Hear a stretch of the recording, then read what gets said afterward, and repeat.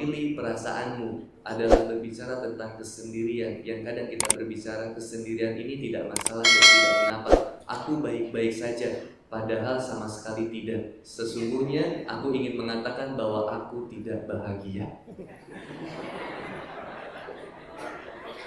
Mewakili perasaanmu adalah berbicara tentang merindukan sosok seseorang yang senantiasa menjadi idola idaman, yang bagi seorang akhwat yang bisa mengusap rambutnya di setiap malam, merangkai puisi-puisi indah ketika sedang jatuh tenggelam, dan senantiasa memberikannya bawar indah, ranum wanginya, wangi baunya, dan senantiasa ia berikan dengan penuh cinta. Tapi ia lupa, dia sisakan, dia ambil bunganya dan ia sisakan durinya. Terkadang wanita harus belajar dari penyakit sakit luka dalam perjalanan cinta. Itulah cara Allah untuk menguatkan. Allah hadirkan seseorang yang tidak baik, Allah hadirkan seseorang yang senantiasa melukai, untuk engkau belajar bahwa tidak semua pria menjemputmu dengan cara yang terbaik. Allah hadirkan orang yang terkadang brengsek dalam kata cinta, untuk Allah hadirkan kemudian orang yang senantiasa lembut dalam melembutkan hati seorang wanita, dan bersatu kita dengan cinta kepada Allah Subhanahu wa Ta'ala. Brengsek cinta. Masya Allah. Dan inilah kebahagiaan saya yang paling tinggi ketika kita kumpul di sini. Masya Allah. Seandainya aula ini hancur, syahid gak kita? Insya Allah brother, syahid brother. Tapi kalau brother sekarang di luar, lagi peluk-pelukan sama pacar, naik motor, nabrak truk semen, brother, syahid gak kira-kira? Sangit Sangit ya kan? Sawit. Oh, truk sawit, apa yang ngantuk? Truk bawa sawit itu tiba-tiba loncat, jedul, mati, nggak syahid brother. Tapi kita, masya Allah, setiap langkah kaki kita ke tempat ini, Allah jadikan setiap langkah kaki kita penggugur dosa.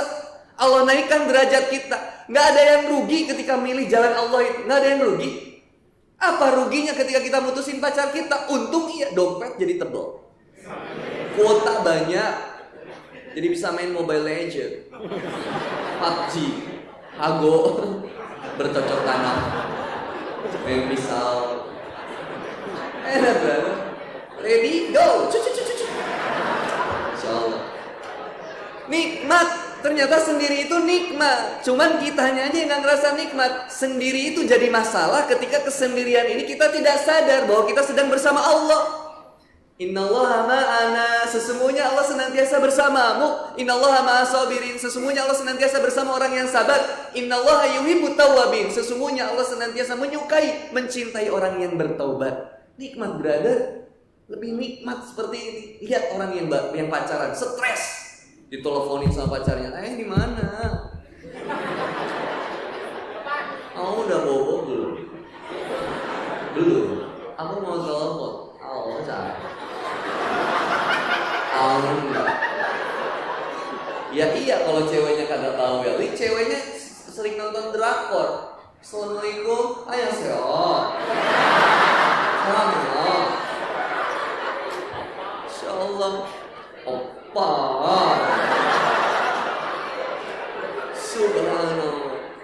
Dia nuntut pacarnya untuk jadi seperti orang Korea, rambutnya pirang, harus putih, harus tinggi, harus six pack. Coba, stres coba.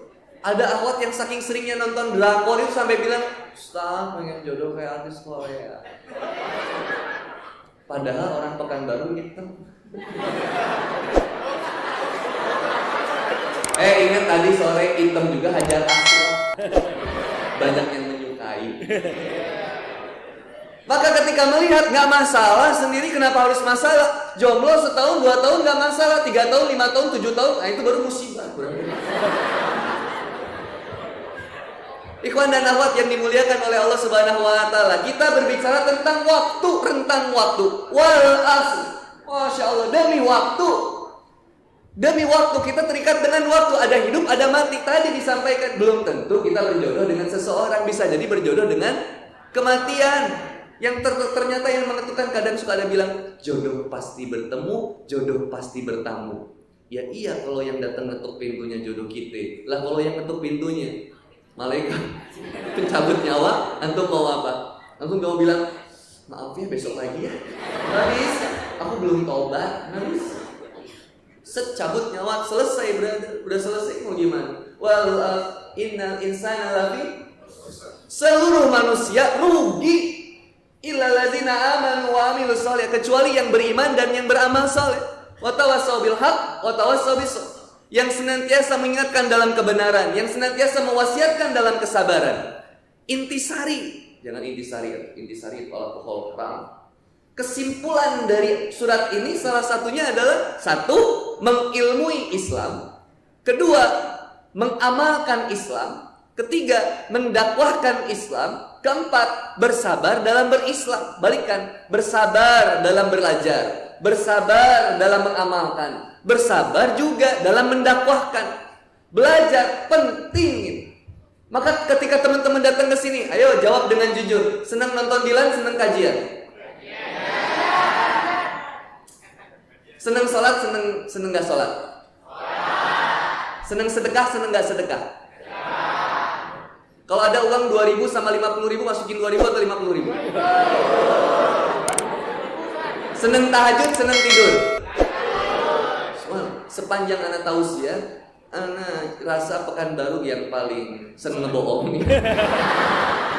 Jujur, ayo jujur brother. Maka Imam Syafi'i rahimahullah mengatakan, seandainya kau tak mampu menahan penatnya dalam belajar, maka bersiaplah menanggung perihnya kebodohan. Maka Imam Syafi'i rahimahullah mengatakan dalam dari Ibnu Katsir mengatakan dalam tafsir Al-Quran Al-Azim, mengutip kalimat dari Imam Syafi'i, "Lau tadabbarun nas hadhihi surah lawasi'atuhum." Seandainya manusia mau aja mentadaburi surat Al-Asr ini, cukup baginya. Artinya ketika kita mentadaburi ayat ini, benar, saya ini hidup sekarang, tapi saya akan berjumpa dengan kematian. Semua yang di dunia sementara, kuota bisa habis, pulsa bisa habis, hidup kita pun bakal selesai. Ya Allah, maka pilihan saya adalah mendekatkan sedekat-dekatnya dengan Allah Subhanahu wa Ta'ala, menjemput jodoh yang paling terbaik, bukan ngejar makhluknya, ngejar yang punya makhluknya. Asik. Asyik. Maka brother and sister Villa, kadang kita akhirnya terlalu lebay mengartikan, ya Allah, aku Ustaz, saya belum nikah Ustaz, di mana jodoh saya Ustaz? Mungkin jodohmu terlewat. Jodoh itu nggak kemana, paling ke tetangga, paling ke teman dekat. Jodoh itu nggak kemana-mana, tapi kalau nggak kemana-mana, langsung bisa iya dapat jodoh. Wal asr, demi waktu, ayo manfaatkan waktu ikhwan dan akhwat yang dimuliakan oleh Allah Subhanahu wa Ta'ala. Kalau jujur-jujuran tadi, seneng kajian, seneng nonton Dilan, kayaknya seneng nonton Dilan deh kalau mau jujur-jujuran. Seneng nonton drakor, seneng kajian, seneng drakor. Seneng nongkrong di mall, di Pekanbaru ada mall?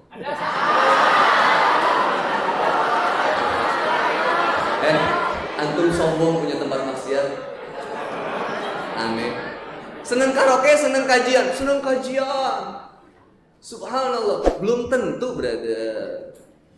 Kenapa kita bisa nikmat sekarang ini? Karena ada nikmat iman. Dulunya enggak deh, enggak nikmat deh. Kayaknya sekarang juga males deh kita kajian nih sebenarnya deh.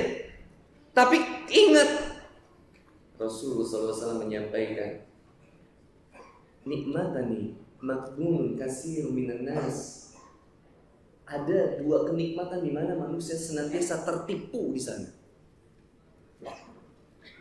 Apa kenikmatan ini? As-sihat wal faraq. Nikmat sehat dan waktu luang. Maka dalam Fathul Bari, Ibnu Jauzi rahimahullah mengatakan, seandainya manusia diberikan nikmat sehat, dia nggak punya waktu luang. Kenapa? Sibuk ngejar dunia. Kerja. Maksudnya iya ngurusin kerjaan misalnya. Terus ada yang sibuk kuliah, sibuk sekolah, sampai kalau diajakin kajian, sis, kajian yuk. Maafin aku besok kerja pagi. Ini nanti kan sampai malam jam 9 aku nggak bisa. Seolah-olah orang yang datang ke kajian itu pengangguran semuanya. Brother, kajian yuk bro. Di mana? Di Aula Masjid An-Nur, yuk kajian yuk, jam berapa? Jam 8 sampai jam 9. Sorry bro, aduh, anak banyak tugas. Besok harus dikumpulin minggu. Oh minggu dikumpulin? Iya pokoknya, gue gak bisa deh pokoknya, alasan. Tapi bro, kalau dibalikin, lihat. Kata Ibnu Jauzi, yang pertama ada orang diberikan waktu sehat, waktu luangnya kagak ada. Kenapa? Sibuk ngejar dunia. Ada yang kedua, orang diberikan waktu luang tapi sakit, nggak bisa ngapa-ngapain. Maka kata Ibnu Jauzi, seandainya dua kenikmatan itu berkumpul dalam diri manusia, pasti dia akan diserang rasa malas. Atau bahasa Sundanya, soeans. Kalau bahasa Inggrisnya, lazy. Kalau bahasa Koreanya, pokoknya males, brother, males. Kenapa? Repot kita buat datang ke kajian, ngorbaninya luar biasa. Ayo, akhwat di sini yang ngorbanin buat datang ke sini. Ada yang ngorbanin datang ke sini. Beb, kita jadi kan nonton Dilan? Oh, maaf ya, aku harus datang ke kajian. Kok kamu datang ke kajian sih? Iya, soalnya ustadznya lucu. Salah. Dan aku mau kajian, aku lagi belajar hijrah. Oh gitu. Kamu jadi lebih milih Kang Boni daripada milih aku. Ya iyalah. Terus dia kita bilang, enggak, aku lagi mau belajar hijrah, sorry ya. Oke, kalau gitu kita putus. Ada yang datang ke kajian ini ngorbanin pacarnya sampai diputusin. Dia dari kajian dari sore tadi sampai sekarang pedih gitu.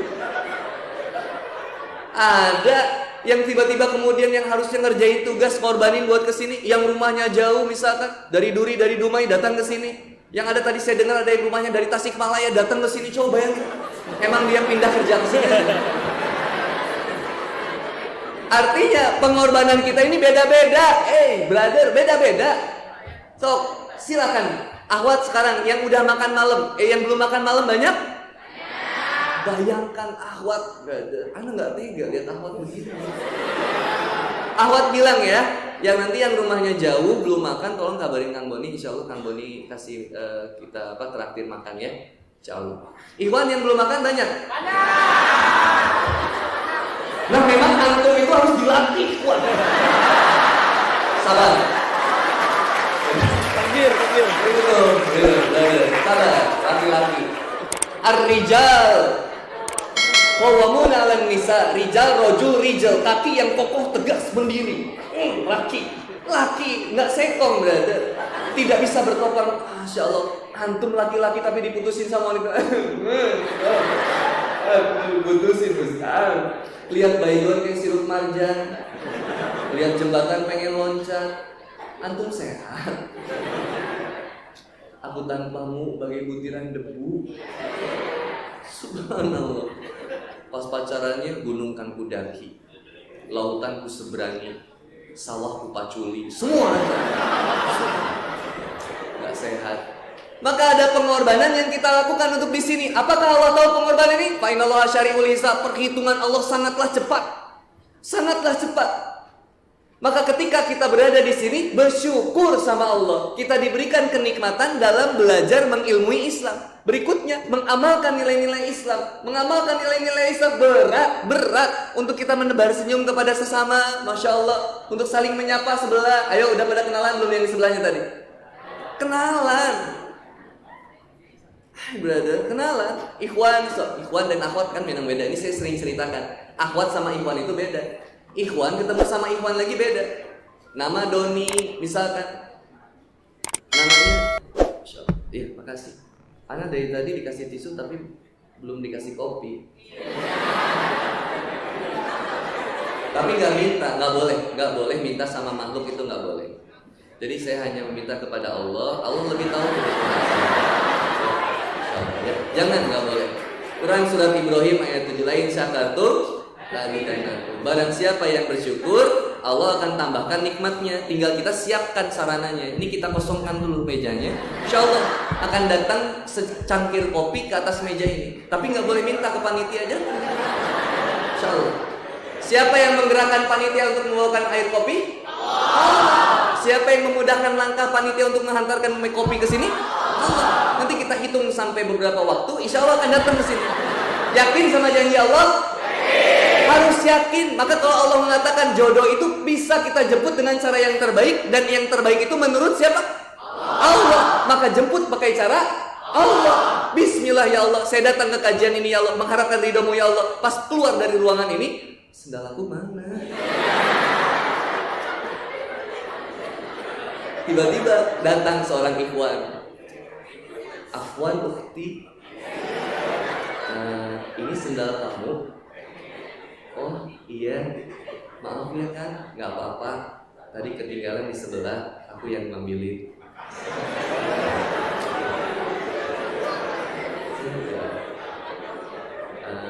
Pulang kemana? Pulang kemana? Saya pulang ke daerah Duri. Saya pulang ke daerah Panang. Oh, kok bisa sama Anda? Oh gitu ya? Iya. Ya. Tapi maaf, aku nggak bisa nganterin kamu pulang. Soalnya kita kan bukan mungkin. Iya, maaf. Tapi aku nggak bisa ngebiarin kamu sendiri ke daerah situ. Paling aku ngikutin dari belakang aja, ngejaga supaya takutnya ada apa-apa sama kamu. Iya, makasih. Jalan. Disusul sama yang cowoknya. Kok rumah kamu emang kesini ya? Iya. Kenapa emang? Kok sama kayak ke rumah aku ya? Begitu sampai depan rumahnya, Ukti, ini rumah kamu? Iya. Kamu siapa sih sebenarnya? Coba buka cadar kamu. Si Ade.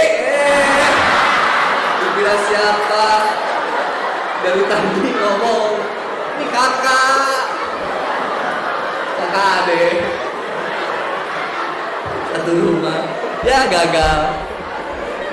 Tapi bro, jodoh itu selalu indah. Bener deh, indah. Cara Allah menjemput jodoh tuh, Masya Allah, indah. Ingat kisah yang pernah diceritain seorang pasien, ada seorang datang ke rumah Ustadz. Ustadz, jodoh aku di mana Ustadz? Insya Allah kata Ustadznya, keluar dari rumah ini kamu dapat jodoh. Bener Ustadz, serius. Insya Allah saya doain ya, mudah-mudahan dapat jodoh. Keluar dari rumah Ustadz itu, pas keluar dari rumah baru berapa langkah, kejar anjing. Digigit sama anjingnya. Begitu digigit sama anjingnya, ngobrol ke Ustadznya, Ustadz, anjing jodoh saya Ustadz. Sabar kata dia. Lihat, ambil hikmahnya ya. Sabar kata Ustadz, sabar. Ayo sekarang obatin dulu, takut kena rabies. Diobatin. Masuklah dia kemudian ke rumah sakit ya. Begitu dirawat di rumah sakit, lagi diobatin, diperban, tiba-tiba datang perawat. Kemudian datang perawat, baru dia bilang ke Ustadz, Ustadz, cara Allah indah. Singkat cerita, kenalan dengan perawat ini, Masya Allah. Selesai kenalan, ta'aruf, khitbah, nikah. Maka temannya dengar, gimana kisah dapetin jodoh, begini. Lalu si temannya ini datang ke rumah Ustadz. Datang, Ustadz, doain saya dapat jodoh ya. Insya Allah kamu keluar dari sini dapat jodoh. Tiba-tiba dia keluar cari anjing.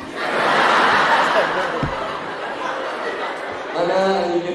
Gak dapet. Ingat, jangan meniru kisah orang. FTP itu indah di layar TV, tidak indah di layar nyata. Kisahnya gitu-gitu juga. Wanita kota datang ke desa, ketika di desa ketemu dengan laki-laki. Begitu. Ada juga laki-laki yang di kota datang ke desa, kaya raya di kotanya, datang ke desanya, naik mobil, nabrak orang akhwat, seorang wanita lagi naik sepeda, ditabrak sepedanya, marah-marah. Ketika udah marah-marah, akhirnya jadi benci, saling benci. Dilanjutin akhirnya. Begitu kabur, dia datang ke kepala desa, ketemu kepala desa sama orang kepala desanya. Ketika ketemu dengan kepala desanya, kemudian ngobrol-ngobrol, bikin bisnis baru di suatu desa itu. Ketika ngobrol, masuk ke rumahnya, ternyata kepala desanya punya anak. Anaknya adalah seorang wanita yang ditabrak tadi pagi sama diri. Benci, akhirnya jadi juga. Subhanallah, ya akhirnya orang kota datang jadian sama yang di desa jadian sama yang di kota. Gitu aja terus. FTP mah cuma begitu. Kehidupan kita lebih indah daripada FTP. Kalau mau diceritain menangis. Indah, brother. Subhanallah, kita jangan meniru dan mengharapkan, wah saya pengen suami yang kayak begini, saya pengen, lihat kisah ini, ya ampun, gua banget. Nah, belum tentu kisahmu itu lebih indah. Kisahmu itu lebih indah ketika engkau cara menjalankannya dengan bagaimana? Cara menjalankannya dengan ikhlas. Jalanin aja, waktu kita terbatas. Memang waktu kita terbatas, tapi saya mau jadi manusia yang gak mau rugi.